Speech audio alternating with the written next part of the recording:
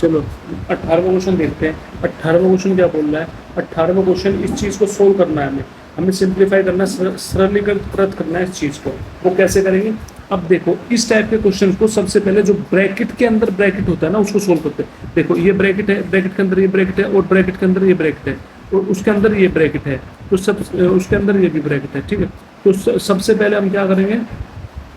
सबसे पहले हम इस वाले ब्रैकेट को सोल्व करेंगे, फिर उसके बाद इस वाले को, फिर पूरे वाले को, फिर आगे सोल्व करेंगे। कैसे? अब जैसे लिख रहे हैं 272 डिवाइडेड बाय 10 को 20 से डिवाइड करेंगे तो 2 बन गया।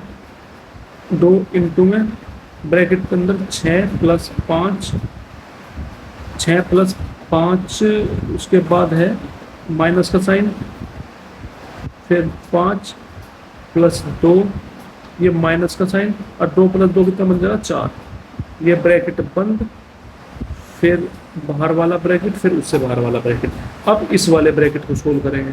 ठीक, तो क्या बन जाएगा? 272 divided by 2 into 6 plus 5 minus, अब 5 प्लस 2 बन गया 7, और 7 में से 4 गए, बचे 3। ठीक, अब ये ब्रैकेट, अब इस वाले ब्रैकेट को सोल्व करेंगे। तो 272 डिवाइडेड बाय 2 इंटू में 6 प्लस 5 11, 11 में से 3 गए, 8 बचे, ये बच गया। ठीक, अब हमारे पास क्या बचा? 272 डिवाइडेड बाय 8 इंटू 2 16, तो क्या बन गया? 272 को अब डिवाइड कर दो 16 से।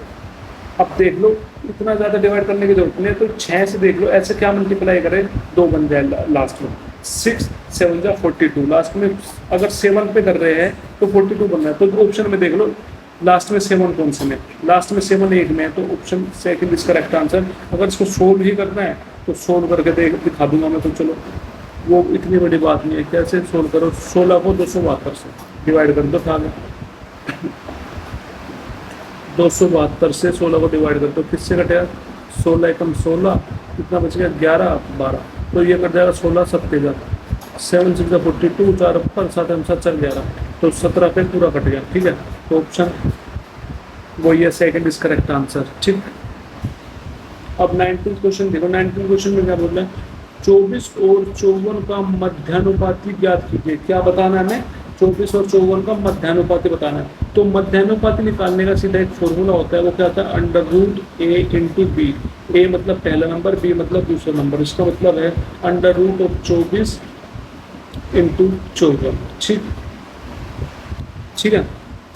अब इसको सोल्व कर रहे हैं, या तो एक तो आसान तरीका ये है, लास्ट डिजिट ले लो, 4 को 4 से मल्टीप्लाई कर दो, 16 6, तो 6 है, 6 का अंडर रूट देख लो लास्ट में किसके बन रहा है, मतलब 6 किसके आ रहा है लास्ट में, इसका स्क्वायर करके दे। 3 का स्क्वायर करेंगे 9 बन रहा है, नहीं बन रहा। 4 का स्क्वायर करेंगे 16 6 आ रहा है, 6 का स्क्वायर करेंगे 6 बन रहा है, और 7 का स्क्वायर करेंगे 6 बन रहा है। तो 2 ऑप्शन आ गया ऐसे जिसमें फंस रही है चीज़ें। तो जब फंस रही है तो इसका मतलब है हमें इसको सोल्व करना ही पड़ेगा। तो कैसे सोल्व करेंगे अब इसको, वो सोल्व करना देखते हैं। अब मैंने कैसे बताया था आपको सोल्व करना, इसको करने की जरूरत है, सीधा इसके फैक्टर निकालना है। इसके क्या निकाल लो? फैक्टर निकाल लो। तो आसान तरीका है, इसकी मल्टीप्लाई करोगे फिर वो चीज़ करोगे तो लंबा प्रोसेस है। तो सबसे पहले 24 का फैक्टर कर लो, 2 12 जा 2 6 2 तिया और 3 एकम 3। तो मैं इसको क्या लिख सकता हूँ? 2 इंटू 2 इंटू 2 इंटू 3। अब 54 का निकालना है फैक्टर, किसका? 54 का। अब 54 का निकाल लो आप। 54 का क्या बन जाएगा हमारा? 54 का निकालना जरा फैक्टर। 54 का निकालोगे 2 27 जा 3 नम 3 तिया और 3 एकम, क्या बन गया? 2 इंटू 3 इंटू 3 इंटू 3।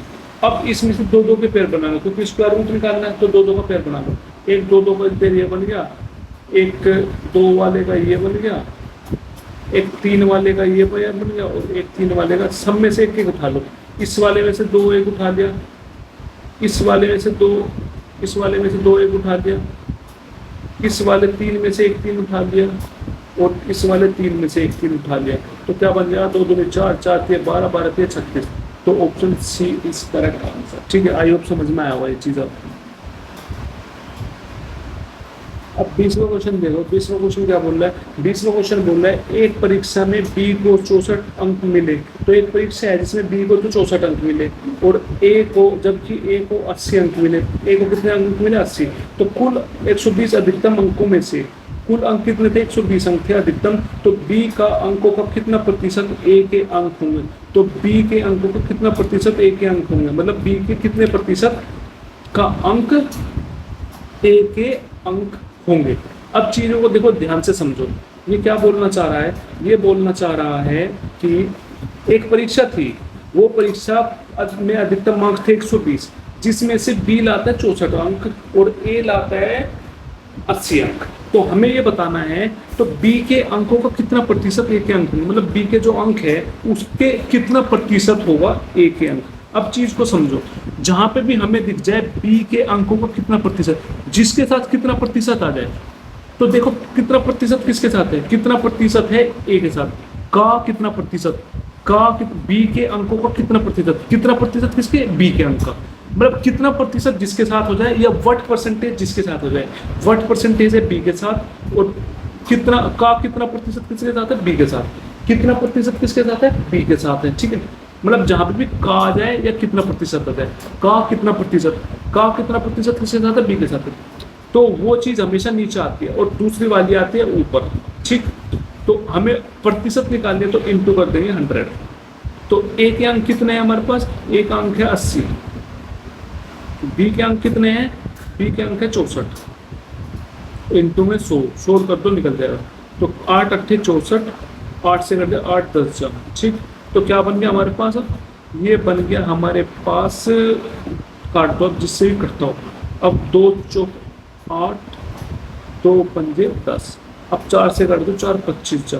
तो कितना बन गया, 25 इंटू 5, तो 25 से मल्टीप्लाई 5 में करेंगे तो बन जाएगा 125। तो 125% आ गया, कितना परसेंट आ गया, 125% है। तो कौन से ऑप्शन में है, ऑप्शन है D option is correct answer. I hope समझ में, मतलब ये क्वेश्चन सबसे इजी होते हैं। इसमें क्या करा है मैंने, इसमें ये करा है कि मतलब अधिकतम अंक दे देगा 120, अरे एक के 64 अंक है, बी के 64 अंक है, ए के 80 अंक है, तो पूछ रहा है बी के अंकों को कितना प्रतिशत ए के अंक होंगे।